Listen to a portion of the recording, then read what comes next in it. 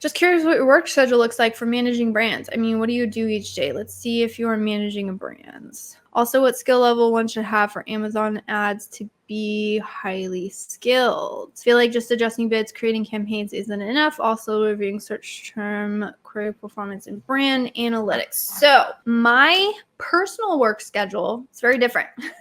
Now, I'm more of like team lead and coach, and also I'm the more like forward facing. So most of my personal efforts these days are spent on that. I would say, let's see, you had pretty much two parts to this question. You're asking about what things to check, and then you're asking about what makes you an expert in ad optimization. As far as what things to check, I would check the account daily. I would do a spot check of every single account daily. Ideally, you have some sort of software that's going to pull in your total like data, like sales, traffic, all of that, and your advertising data would be fantastic. If not, at least check business reports. So you want to check sales data and you want to check ad data to say, is something out of the ordinary, right? Did all of a sudden sales drop off the cliff? Then I need to go troubleshoot that. Did all of a sudden ACoS spike? Did total ACoS spike? Did something happen, right? Did conversion rates plummet?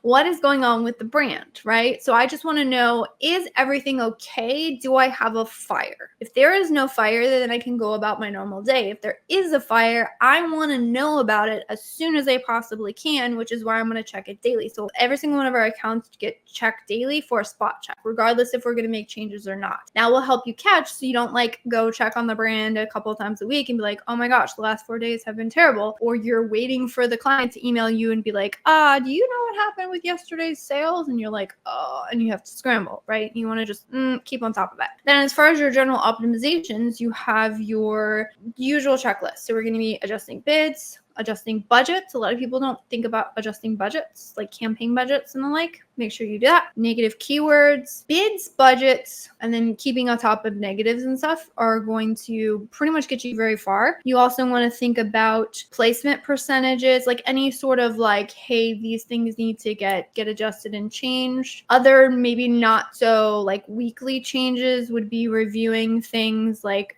your campaign bidding strategy. You also want to make sure that you're, continuously refining your keywords. So probably launching additional keywords, troubleshooting if there's things that should be paused, all of that kind of stuff. I find that the more high level you get, the more you kind of understand what optimizations need to happen, and those become a little bit more routine. And then eventually you should shift over to like what we do is we hire really skilled ad managers. It depends on how the agencies run, but what we prefer to do is hire really skilled workers, and then we have expediters who like pulling over reports, doing those things, putting everything together so it can land on their desk so they can do like the actual high level work of analysis. We have a very low ad accounts to account manager ratio, which allows our like high skilled workers, like you're saying, like what does it take to be a high skilled worker? We have those, and then they're able to spend a lot of their time like doing that more strategic work of the analytics. So your question of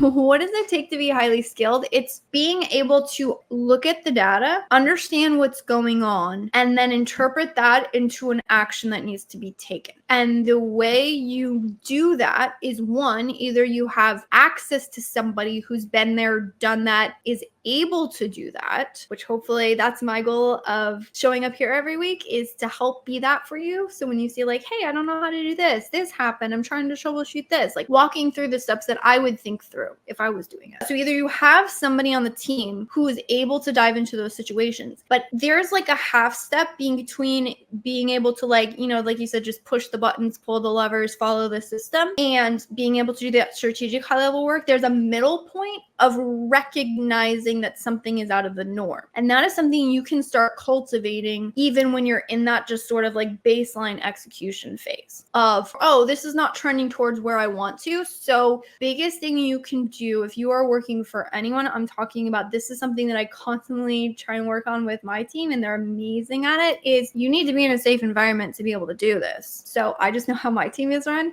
but you need to be able to raise your hand and say, I need help. I need help figuring this out. Because what happens is if things don't don't get checked, things get swept under the rug. If we say like, oh, I'm doing bid optimizations, everything is fine, like A cost is increasing and total A cost is increasing, it's a mess. Like somebody needs to go in there and figure out why this is happening and build an execution plan. So you need to be able to raise your hand. You need to know like when things are out of the norm, and that's like the half step. But then once you realize things are out of the norm, ideally what you're doing is you're one, either like troubleshooting it yourself, or two, you're relying on somebody else. So this is like the position I'm in for my team right now, is like when someone can't figure something out or is trying to like figure something out, then I'll come in and say, okay, have you looked at this? Have you looked at this? Have you looked at this? How about this? This happens in this. Or someone else on the team will say like, oh yeah, I had that scenario, and so this is how we got out of it. So really to become like, if you want to talk about like high level experts, right, it's being able to do that additional like last and like analysis, working through figuring out the why of what something is happening, and then like building that execution plan off of it. And how long that takes can be very short. It doesn't have to be years and years and years. Like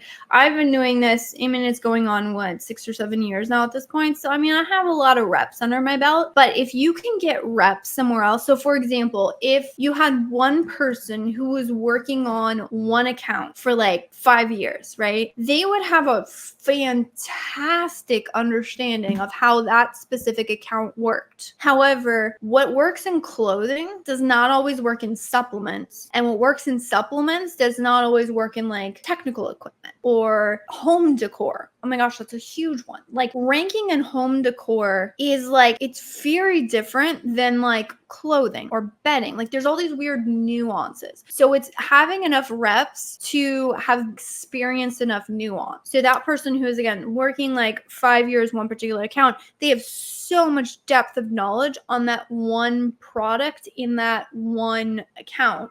But if I put them on, say, like a different account, most likely they're not going to have the same level of strategic understanding that somebody. So if you took the same person and they had 5 years at an agency and they were just thrown accounts all the time, they didn't become like the supplement person, but they were like, they saw everything, they learned from everybody, they saw a million different scenarios. That second person is going to be way more skilled than the first person. So it's not always a time thing. It's a amount of varying experience things, I guess.